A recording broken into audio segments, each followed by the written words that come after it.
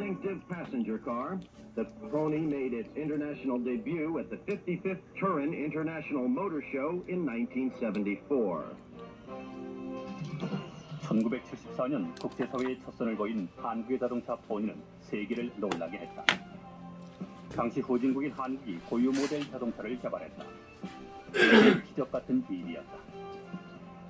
그러나 그 기적은 또 다른 신화의 시작에 불과했다.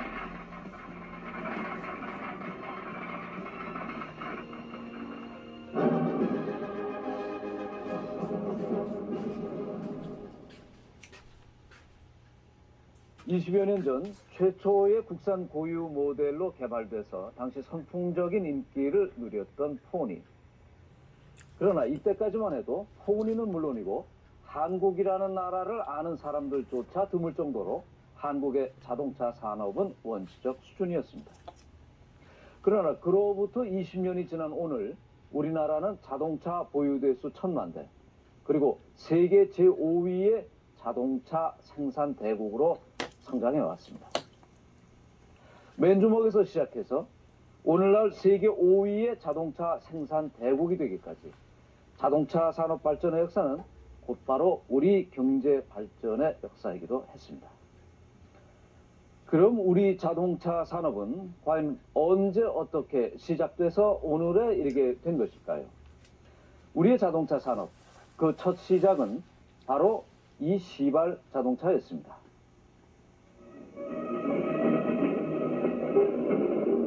시발 지프를 생산하게 되었습니다. 1955년 8월 최초의 국산 조립 자동차인 시발 자동차가 탄생했다. 개발 당시 시발 자동차의 가격은 8만 원. 그러나 광복 10주년 기념 산업박람회에 출품돼 대통령상을 받으면서 시발 자동차는 하루아침에 가격이 4배나 폭등할 만큼 큰 인기를 모았다. 첫 출발을 뜻하는 그 이름처럼 시발 자동차는 우리나라 자동차 산업의 새로운 시작이었다.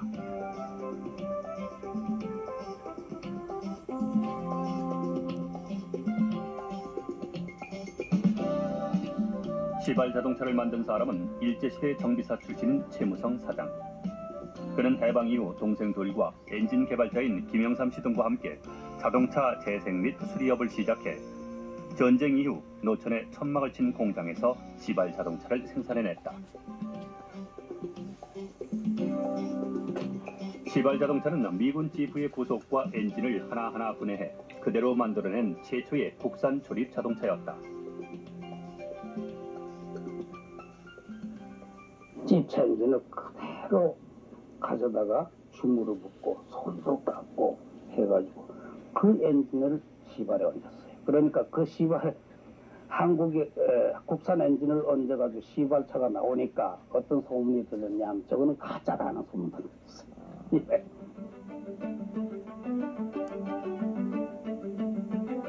당시 시발 자동차의 모델이 된 자동차는 6.25 당시의 미군 J601 카고 트럭.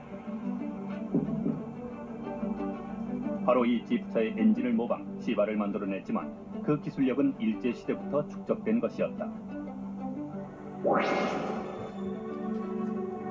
우리나라에 들어온 최초의 자동차는 1903년에 도입된 호종의 어창.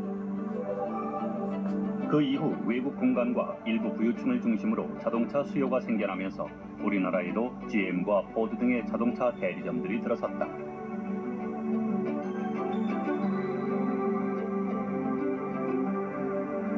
그 뒤를 이어 한국인들이 운영하는 자동차 정비업소와 소규모 부품업체들이 생겨났다.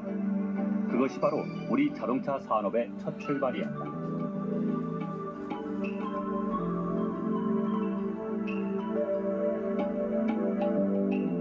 그렇게 늘어나기 시작한 자동차의 대수는 해방 당시 불과 7,400대. 주요 교통수단은 전차였고 그도 모자라 서울거리에는 말이 끄는 버스격인 초록 포장마차가 인기였다. 그 정도로 해방 직후 우리의 자동차 산업은 황무지 상태였다. 딸랑새는 귀걸이는 너희 누구냐 이거리 저거리 전쟁으로 그나마의 자동차마저 파괴돼버리고 전후 전국 각지엔 군용 폐차를 재생하는 자동차 재생 공장들이 들어섰다. 버스를 만들던 하동환 자동차도 그 중에 하나였다. 이 미군들이 군용 폐차를 불어할 때는 전부 끊어서 폐차가 해요. 근데 이게 산소통 하나하고 폐차가 천막 공장에 들어가면 일주일 만에 버스가 기어 나오거든. 멋진 버스가. 야, 그 다음부터 한국 사람 신기를 가졌다. 우리나라 최초의 국산 자동차, 시발 자동차는 그렇게 탄생했다. 일제시대 정비 공장에서 접한 자동차 관련 지식에 전쟁 이후 재생 자동차를 만들면서 쌓아온 기술력의 총화였던 것이다. 그렇게 탄생한 시발은 국산화율이 50%, 엔진은 모방했지만 실린더 헤드 등의 부품들은 순수 국내 기술이었다. 시발 한 대를 만드는 데 걸리는 시간이 평균 4개월. 55년 처음으로 7대를 생산해 63년까지 생산 대수가 모두 3,000대였다. 당시 주로 택시로 이용됐던 시발 자동차는 15개월만 걸리면 차값의 9배를 뽑을 정도로 인기가 좋았다. 상류층 부녀자들 사이엔 시발계까지 등장했고 당시 라디오로 방송됐던 시발 자동차 회사의 사과는 우리나라 최초의 CM이나 다름없었다. 오래전부터 시험을 이어보자는 끝에서 시발 우리의 시발 끝도 없이 발전하는 우리의 시발 자꾸 끝에 가서 자꾸 시발이 반복되는데 그때는 그까지 지연성이 아니고 자동차 회사 사과입니다. 그래서 방송을 몇 번 했는데 방송 나갈 때마다 시발 우리의 시발 뭐 이렇게 되니까 재미도 있다는 사람도 있고 쌍소리 같아서 술자석에서 부르면 그걸 부르면서 마음 웃고 브라보 뭐 이런 한참 유행될 때 있었습니다. 이곳은 부평에 있는 한 자동차 공장입니다. 그 거대한 규모에서도 알 수 있듯이 오늘날 자동차 산업은 국가 경제를 이끌어가는 핵심 기간 산업으로 그리고 현대 기계 공업의 꽃으로 자리 잡고 있습니다. 이곳에서 생산되는 승용차 한 대에 들어가는 부품 수는 적어도 5천여 종류의 2만여 개. 관련 산업은 철강과 기계, 전자, 심지어 섬유와 유리 산업에까지 이르고 있습니다. 거기에 보험과 정유업 등의 연관 산업까지 따져보면 자동차 한 대 속에는 한 나라의 산업이 고스란히 들어있는 셈이 됩니다. 바로 그 자동차 산업에서 우리는 지금 세계 5위의 생산 대국으로 성장해 있습니다. 시발 자동차를 만들어낸 지 불과 40여 년 만에 100여 년의 역사를 가진 선진국들과 어깨를 나란히 할 정도의 발전을 이루어냈던 것입니다. 네, 과연 우리는 어떻게 이런 기적 같은 일을 해낼 수 있었을까요? 시발 자동차 이후 현대식 조립 공정을 갖춘 자동차 회사가 생겨났던 것은 1962년 바로 이 자리에서였습니다.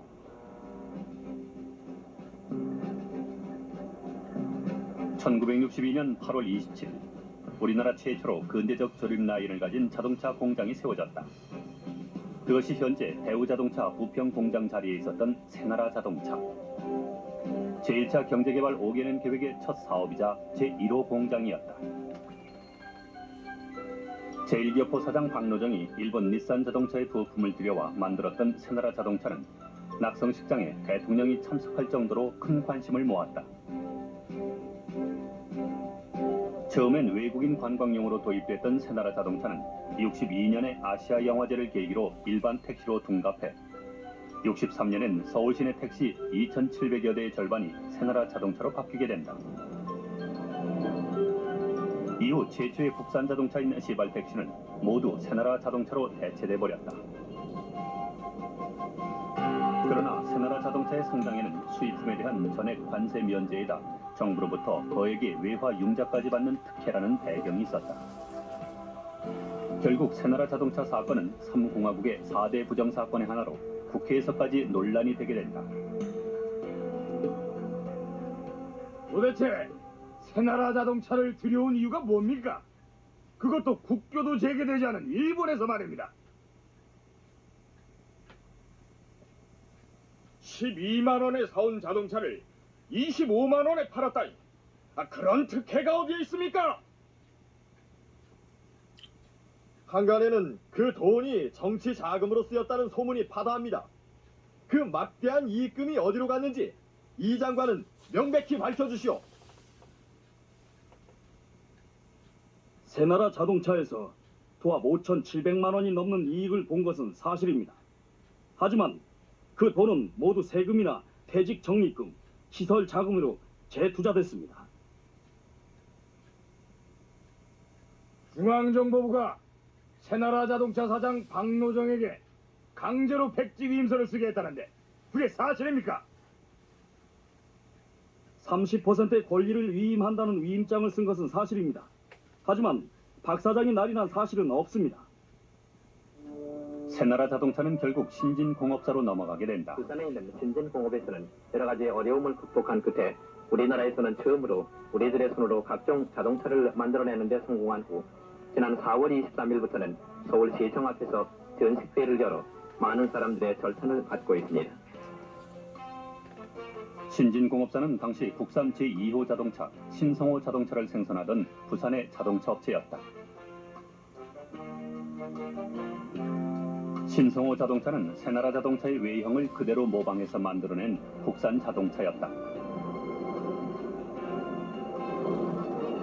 그러나 망치로 드럼통을 펴고 용접을 해서 만들어냈던 신진공업사의 신성호 자동차는 당시 뛰어난 성능과 스타일로 양장미인이라 불렸던 새나라 자동차의 인기를 따르기 어려운 상태였다.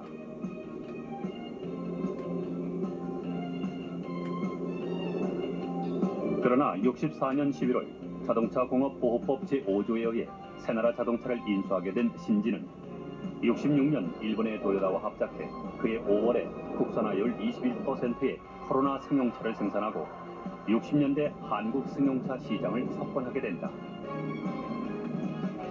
그렇게 근대적 산업으로 발전한 우리 자동차 산업은 해외로 수출까지 할 정도로 성장해 있었다.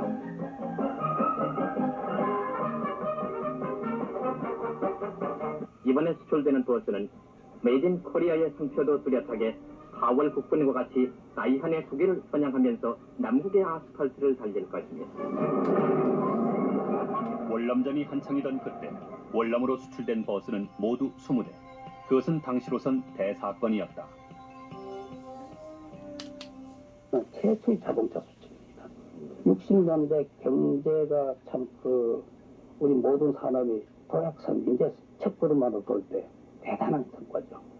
그런데 참 재미있는 여담으로 정부에서 얼마나 기대가 컸었는지 일요일만 되면 당시 박 대통령이 나오시고 그 다음에 번갈라서 경제기원군 장관이었던 장기영 씨 나오시고 상공부 장관이었던 박통원 씨가 그대로 나와서 다 위로를 해주시고 그리고 67년 12월에는 오늘날 최대 자동차 업체인 현대자동차가 새로이 자동차 산업에 참여하게 된다. 그러나 현대 자동차 산업 참여 과정 역시 정부의 특혜적 조치라는 비난 속에 이루어진 것이었다.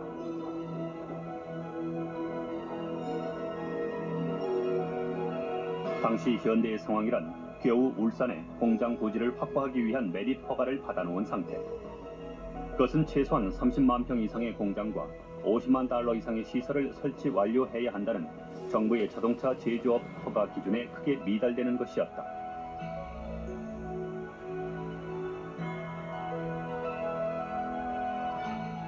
그러나 정부는 그 허가 조항을 위배해 가면서까지 현대의 참여를 용인했고 그 직후 그 허가 기준은 철회됐다. 67년 설립 허가를 받은 현대는 68년 포드와 기술 제휴 및 조립 계약을 체결하고 68년 11월에 코티나 승용차를 생산하게 된다. 이로써 우리나라 자동차 산업은 오늘날의 현대, 대우, 기아의 3원 체제를 구축하게 된다.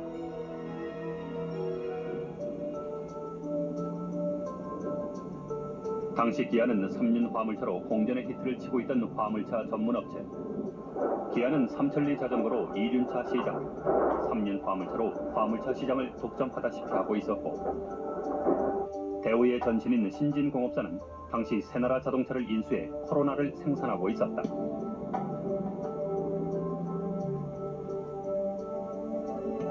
69년엔 경부 고속도로가 개통되면서 우리는 본격적인 자동차 시대를 맞게 되고 자동차가 날로 늘어가면서 이 당시 뉴스에는 벌써 교통지옥이라는 단어가 등장하고 있었다.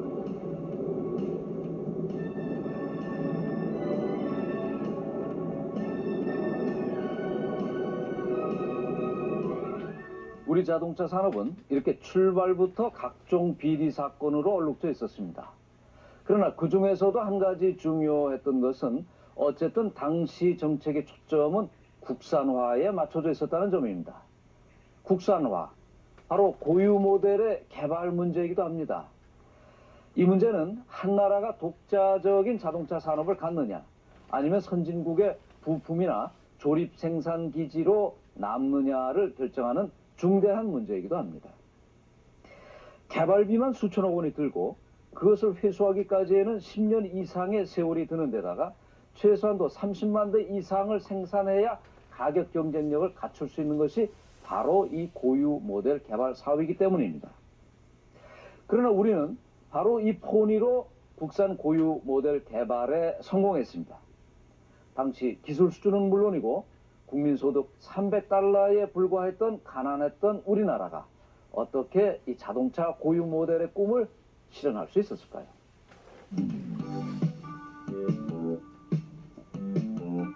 1974년 10월 우리나라 최초의 고유 모델 자동차인 포니가 탄생했다. 한국 시장이 좁다. 그리고 한국 시장 하나만 가지고는 자동차 공장을 못 오겠다. 그러니까 한국 시장에도 팔고 수출도 하고 그러기 위해서는 고유 모델을 만들어야겠다. 왜냐하면 모든 국제 소위 다국적 기업은 모든 나라에 다 수출하고 있습니다. 그 때문에 예를 들어서 포드나 GM이나 이런 차를 가지고서는 차를 만들면은 우리 수출을 못 하거든요. 왜냐하면 그 회사들이 뭐 세계로 다 수출돼 있으니까. 그러기 위해서는 고유 모델을 만들겠다. 74년 당시 현대는 설립된 지 6년, 연산 7,000대 규모의 조그만 회사였다. 그런 현대가 고유 모델 자동차를 생각한 것은 정부의 국산화 정책에서 비롯된다. 73년 1월 정부는 중화공업체제로의 전면 개편을 발표하고 자동차 공업을 중화공업의 핵심 산업으로 지정했다. 그리고 그해 7월 20일 국내 자동차 4사에 연산 5만 대 규모의 고유 모델 양산화 계획서를 제출할 것을 지시한다. 당시 국내 자동차 4사 모두의 생산 규모가 연산 3만 대 수준일 때의 일이었다. 그 73년대 양상이 달라진 게 우리나라 60년대 추진한 모든 공업화, 중공업화, 석유화학공업, 전자공업이 제대로 발전을 해요. 그 기반이 있기 때문에 10년 째 우리가 용기를 낼 수 있는 기회가 왔다 이겁니다. 이번 기회에 예속적인 자동차 공업을 이제 벗어나서 우리의 자주적인 자동차 공업을 일으켜보자. 그러나 곧바로 제1차 오일 쇼크가 시작되면서 국내 경기도 극심한 침체 상태에 빠졌다. 그런 상황 속에서 자동차 4사 중 정부가 지시했던 국산 고유 모델 자동차 개발 계획에 적극적인 의지를 보인 것은 현대 단 한 회사뿐이었다. 포니를 독자본을 만들자고 그러니까 부사장 전무 상당한 사람이 반대를 해요. 근데 우리가 자기는 고유 모델 대기 없는데 말하자면 왜냐면 우리가 그런 기술이 없다는 거죠. 73년 9월 현대는 당시 세계 최고의 자동차 디자인 업체인 이탈리아의 이탈 디자인사의 설계를 의뢰하고 연수팀을 보내 어떻게든 그 기술을 배워오게 했다. 당시 디자인 가격이 무려 200만 달러. 자동차 디자인은 지금이나 그때나 자동차 개발 기술이 집약된 첨단 사업이다. 현대 연수팀은 철저한 보안 속에 이루어지는 포니의 개발 과정을 어깨 너머로 배워야 했다. 처음부터 걔네들이 하는 거를 일기 쓰듯이 이렇게 하나하나 쓰는 겁니다. 써갖고 쓰면서도 이게 뭔지 내용을 모르는 거예요. 집에 와서 어떤 때는 저녁 때 이제 같이 둘러앉아갖고 식사 후에 테이블에 둘러앉아서 서로 이제 거기에 의견이 좀 충돌되는 부분도 있지만은 그런 일기 쓰듯이 정리를 해서 지금 보면은 이해가 가는데 그때는 정리하면서도 이해 안 가는 부분이 많이 있었습니다.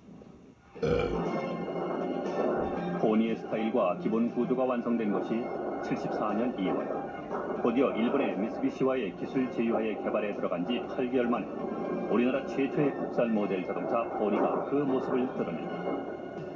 우리는 아시아에서는 일본에 이어서 두 번째로 세계 16번째로 고유 모델 개발에 성공했던 것이다.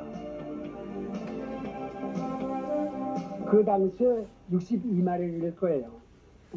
62마력 엔진인데 이걸 우리가 만들었으니까 저게 62마력이 제대로 다 나올 것이 않아요. 그래서 이 열심히 만들긴 이제 다 만들었는데 만약 이놈의 차가 남산을 못 올라가면은 우리는 망했다. 이제 그렇게 생각을 하고 만들었는데 이놈의 차가 말 남산을 아주 겉도리게 engine 걸고 잘 올라가더라고요. 74년 10월 말 이탈리아의 토리노에서 열린 제55회 세계 자동차 박람회에 출품된 포니는 14개 국가로부터 수출 상담을 받는 성과를 거뒀다. 이 같은 성공을 발판으로 현대는 75년 연산 5만 6천 대 규모의 포니 전용 공장을 건설한다. 우리나라 자동차 산업이 사상 처음으로 단순 조립 단계에서 벗어나 선진국형 종합자동차 공장을 갖추게 된 것이었다. 포니는 생산 첫 해에 국내 시장의 50%를 점유하며 선풍을 일으켰다. 미국, 일본, 서유럽을 제외한 다른 어디에서도 고유 모델을 추진했던 예가 지금까지 없습니다. 그리고 성공한 바도 없고요. 이 고유 모델을 갖게 되면 특히 수출 시장을 개척한다는 차원에서 굉장히 능동적으로 대응할 수 있기 때문에 굉장히 중요해지는 거죠. 우리나라와 같이 고유 모델을 개발하게 되면 그런 제약이 없어지기 때문에 종속적이 아닌 독자적인 차원에 있어서의 그 산업 발전을 도모할 수 있다는 점에서 굉장히 중요해지는 것이고 바로 그것이 70년대에 있어서의 바로 그 고유 모델 개발의 결과라고 볼 수 있습니다. 76년 에콰도르에 5대를 수출한 것을 시작으로 포니는 승용차 수출 시대를 열었다.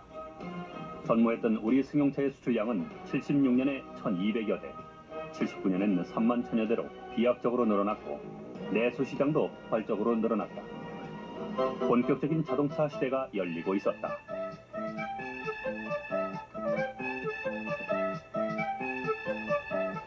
버스를 타고 고속도로를 바람처럼 달려간다. 파도 소리가 들려오는 정다운 그 거리로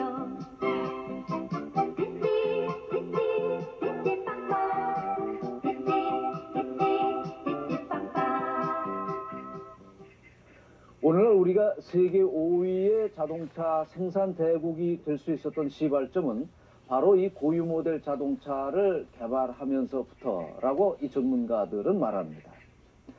지금도 고유 모델을 가지고 있는 나라는 전 세계 16개 나라에 불과합니다. 캐나다와 같은 선진국도 아직 이 사업에는 성공하지 못하고 있습니다. 이런 엄청난 일을 이루어내기까지에는 한 기업에 무모할 정도의 추진력과 열정이 있었다는 것을 부인할 수 없습니다. 그러나 과연 그것만이었을까요? 자산 규모 불과 17억 원의 현대가 투자비만 3,400억 원이 소요되는 이런 고유 모델 개발에 성공할 수 있었던 진짜 이유는 과연 어디에 있었을까요? 포니가 개발되기 직전인 70년대 초반, 우리 자동차 산업은 극심한 불황에 빠져 있었다. 전반적인 경기 위축으로 현대의 경우 69년에는 49%이던 공장 가동률이 71년엔 27%까지 떨어져 있었다. 83 긴급명령에 따른 사채 신고액은 3,500억 원을 넘어섰습니다. 이번 정부는 72년 8월에 경제 안정과 성장을 위한 긴급 조치, 이른바 83 조치를 단행해 경제 회생에 나섰다. 83 조치라는 초헌법적 조치로 기업들의 자본 구조는 획기적으로 향상된다. 당시 83 조치로 현대는 커다란 혜택을 본다. 71년 말 38억 원에 달하던 단기 차입금이 72년에 29억 원으로 줄었고 전무하던 국내 장기 자본이 34억 원, 141억 원이던 이자 지급액이 72년엔 불과 12억 원으로 줄어들었던 것이다. 그리고 정부의 자동차 산업 지원책이 잇따라 발표됐다.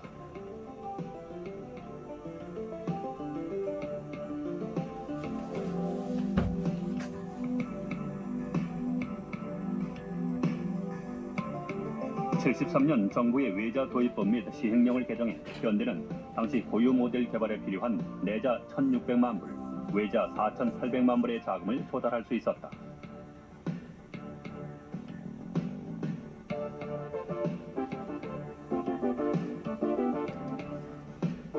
외국인 투자 유치에 관한 법 개정과 기술개발 준비금에 대한 조세 감면 등 포니의 개발에는 정부의 지원책이 절대적인 요소로 작용했다. 그분이 이제 정부 각처를 방문을 해서 정부의 의지를 확인을 한 거예요. 또 거기다가 자그마치 시설 투자를 5천만 불 이상 하려니 아니 이거야말로 잘못하면 큰일 나는 거니까 논란이 많아가지고 이게 뭐 되지도 않는 계획이다 하는 것이 많이 논란이 됐던 모양 같아요. 개발 당시 포니의 대당 생산가는 4,800달러 선. 하지만 정부는 포니의 수출 가격을 세계 시장 가격대인 2,500달러 선으로 조정했고 손실분은 내수 판매가로 충당할 수 있도록 했다. 당시 포니의 국내 판매 가격은 수출가의 2배 이상이었다. 또한 포니가 해외 시장에서 가격 경쟁력을 갖출 수 있었던 결정적인 요인은 국내 노동자들의 저렴한 임금이었다. 이후에도 자동차 산업에 대한 정부의 지원은 지속적이고 구체적으로 이루어졌다. 해외 차관이 우선적으로 배정됐고 장기 저리의 자금 지원에 각종 세제 지원이 이어졌다. 그런 지원 덕에 포니는 품질에 비해 값비싼 자동차로 세계 시장으로 진출할 수 있었던 것이다.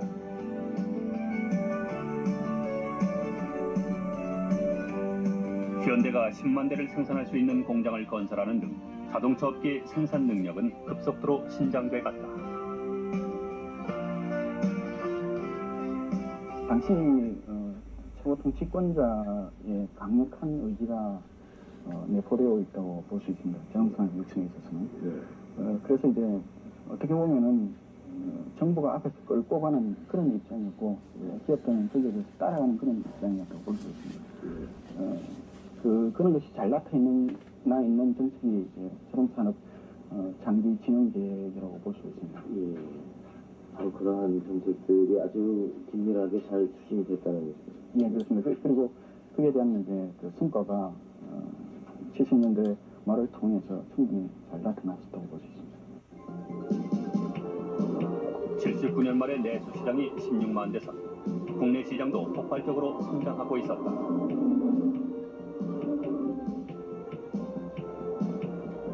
정부의 전면적이고 강력한 지원이 보장되지 않았던들 이 고유 모델 개발은 이루어지지 못할 꿈이었습니다. 결국 포니의 개발은 전 국가적 사업이었던 셈입니다. 그리고 이런 지원은 그 후로도 오랫동안 계속됩니다.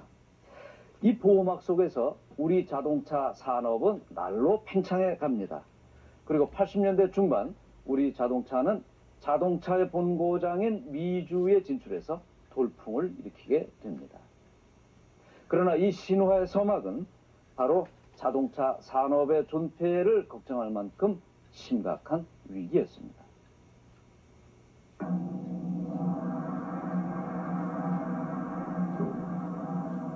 80년대 초반 자동차 산업은 사상 최대의 위기를 맞고 있었다. 본격적인 자동차 산업이 시작된 지 20년 만에 최악의 불황이었다. 제2차 오일 쇼크에 정치적 격변까지 겹치면서 평균 가동률이 현대가 50%, 세한과 기아는 30%에도 미치지 못하는 상황이었다. 당시 국가보위 비상대책위원회는 이른바 820 조치로 자동차 업계의 구조 조정에 나섰다.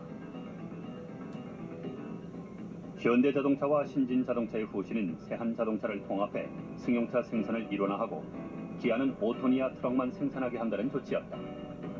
그러나 정부의 정책은 각 기업들의 거센 반발에 부딪혔다.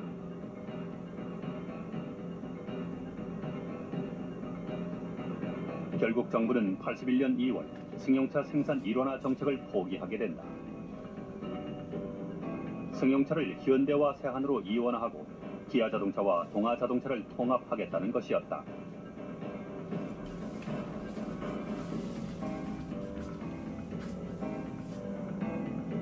그러나 이 정책 역시 몇 달 되지 않아 백지화되고 만다.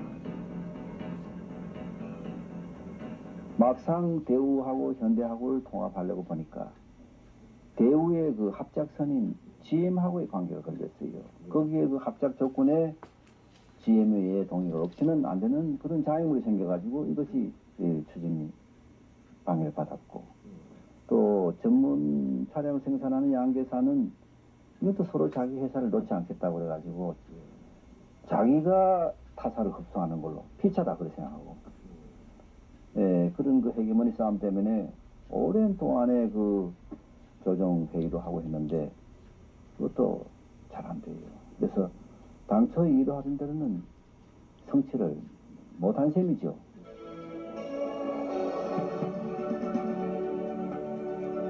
통합을 백지화시킨 기업들은 오히려 대규모 투자에 나섰다. 현대가 울산에 30만 대 양산 공장, 기아도 아산만에 30만 대 규모 공장을 건설했다. 양산 체제를 갖춰 수출로 살 길을 모색하겠다는 것이었다.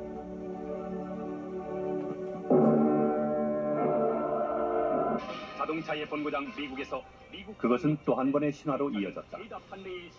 85년 최초로 전륜 구동형 승용차 포니 엑셀을 생산한 현대는 자동차의 본고장인 미국 시장에 진출해 첫 해에 20만 대를 판매하는 돌풍을 일으킨 것이다. 적어도 10만 대 이상 판다는 것은 아무도 상상조차 못했던, 어떻게 보면 굉장히 무모하죠. 그러니까 기납법적으로 한 거예요. 50만 대 규모의 회사, 30만 대는 거를 가장 빠른 시일 내에 들어가가지고 팔고 성공해야 된다. 이런 미국 시장. 그래서 이게 어디냐? 미국 시장밖에 없다. 이래가지고 한 거지. 그걸 다 연역적으로 조사를 해가지고 했더니 이렇게 나왔던 게 아니다. 미국 수출 첫 해에 수입차 중 판매 실적 1위를 기록한 현대의 포니 엑셀은 2년 만에 미국 소형 승용차 시장의 11%를 점유하는 대기록을 세웠다. 미국 시장에 성공적으로 진출함으로써 우리나라 자동차 산업은 또 한 단계 비약하게 됐다.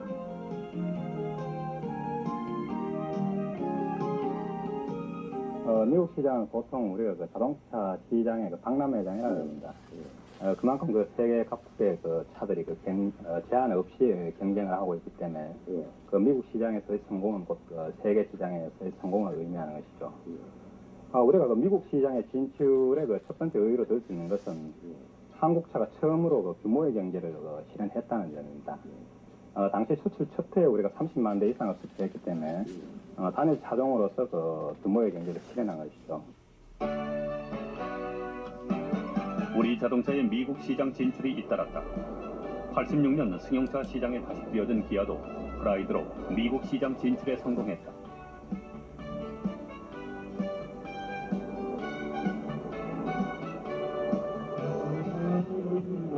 세한 자동차를 인수해 81년부터 새로운 모델 개발에 나섰던 대우도 GM과의 합작으로 월드카 르망을 개발하고 GM의 판매망을 통해 미국과 유럽 시장에 뛰어들었다. 90년대에 들어서며 자동차 개발의 핵심 기술 수준도 크게 향상됐다. 91년 현대는 자체 기술로 독자 엔진인 알파 엔진을 개발해냈다.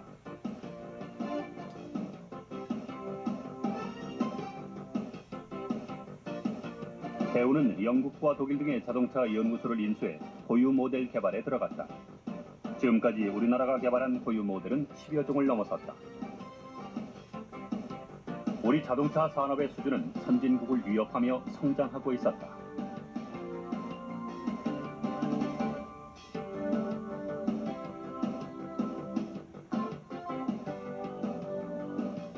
포니 엑셀을 개발한 지 2년 만에 수출 50만 대.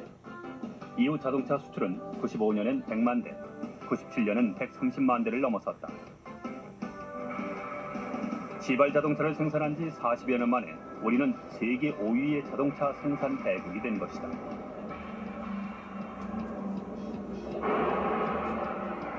(80년) 10만 대 수준이던 내수 시장도 95년에는 200만 대, 무려 20배나 성장했고 97년 국내 자동차 보유 대수는 1000만 대를 넘어섰다. 그것은 자동차 산업 50년, 바로 우리가 이뤄낸 신화였다. 전쟁 직후 시발 자동차에서 시작해서 산하라 자동차로 근대적 의미의 자동차 산업을 시작했던 우리는 출발한 지 20년 만에 최초의 고유 모델 개발에 성공했고 나아가서 세계 자동차의 전시장이라고 할 만한 미국 시장에서 화려하게 성공했습니다. 그동안 우리 자동차 산업은 세계 어느 나라도 이루어내지 못한 신화를 이루어내면서 탄탄대로를 걸어왔던 것입니다. 그리고 그것은 우리 경제 발전의 역사이기도 했습니다. 지난 96년까지만 해도 우리 자동차 산업은 끝없이 발전할 것 같아 보였습니다. 그러나 그것은 한때의 꿈에 그치고 마는 것일까요? 지금 우리의 자동차 산업은 참담하리만큼 어렵습니다.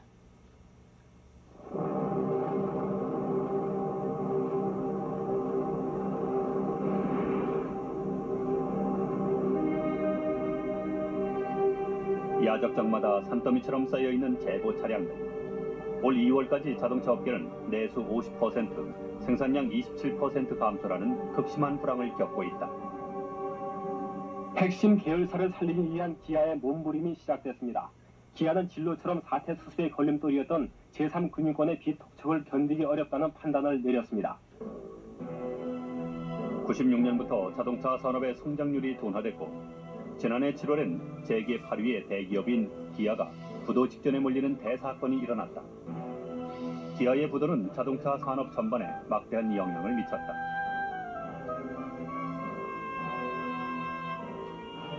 기아가 쓰러지면서 부품업체들도 줄줄이 쓰러졌다. 올해 자동차 업계의 예상 가동률은 58%선. 자동차 산업의 불황으로 인한 관련 산업의 매출액 감소는 8천여억 원에 이를 것으로 예상된다. IMF 한파가 겹치면서 자동차 산업이 본격적인 구조 조정기에 들어선 것이다. 사실 그 세계 그 자동차 산업에서의 그 공급 과잉은 만들상 있어 왔던 일이긴 합니다.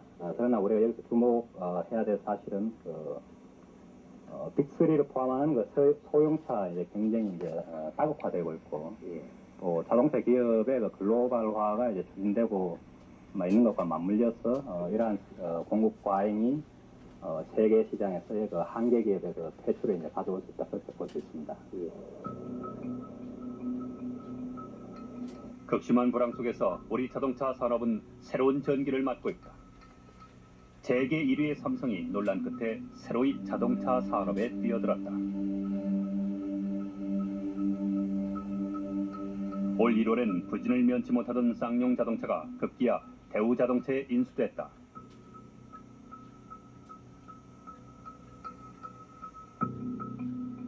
지난 3월엔 현대 자동차가 기아 산업 인수 입장을 공식화했다. 현대가 기아를 인수한다면 자동차 업계는 200만 대 생산 규모의 현대와 110만 대 생산 규모의 대우로 양분화되게 된다. 기아의 진로를 포함해 우리 자동차 산업이 앞으로 해결해 나가야 할 과제는 산적해 있다. 한국차에 대한 미국과 유럽 각국의 견제가 날로 심해지는 가운데 오는 99년이면 일본차에 대한 수입선 다변화 조치가 완전히 해제된다.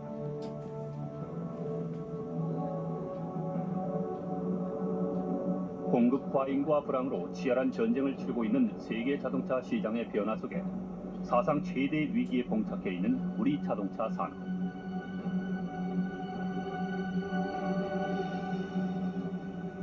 과연 우리는 이 위기를 어떻게 헤쳐나갈 수 있을까? 세계적 굴지의 이제 자동차 회사끼리 여러 분야에서 협력이 강화되고 있습니다.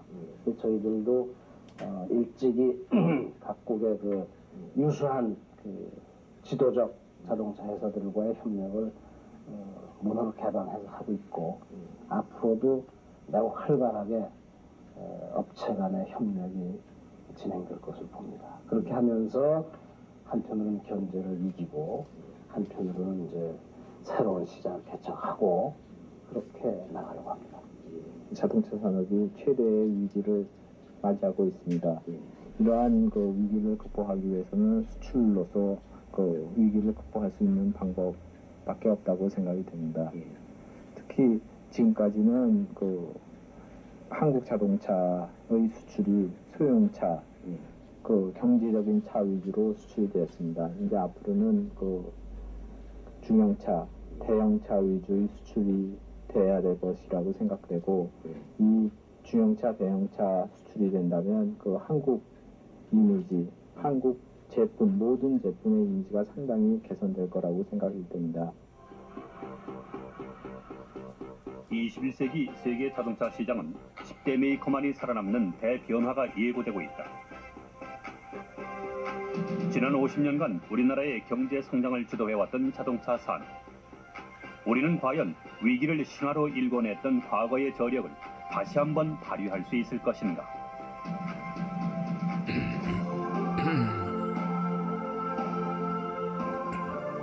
지난 50년 우리 자동차 산업의 역사는 스스로 생각해봐도 대견할 만큼 비약적으로 성장해 왔습니다.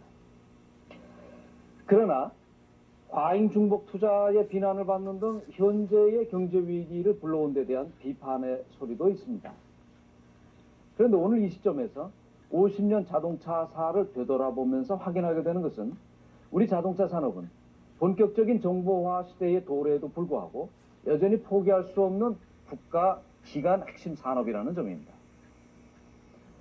최근 기아 자동차 인수를 둘러싼 공방이나 그룹의 사활을 걸고 자동차 사업에 뛰어든 삼성, 또한 국가의 명운을 걸고 전쟁을 벌이고 있는 일본과 미국의 자동차 전쟁, 이런 모습들을 지켜보면서 우리는 현대 자동차 산업의 중요성을 더욱더 깊이 인식하게 됩니다. 이제 우리는 또 한 번 도약해야 할 시점에 서 있습니다. 지난 50년간의 신화를 21세기의 신화로 이어가기 위해서 우리가 여기서 해야 할 일은 무엇일지, 이것 역시 건국 50년에 던져볼 만한 질문인 것 같습니다.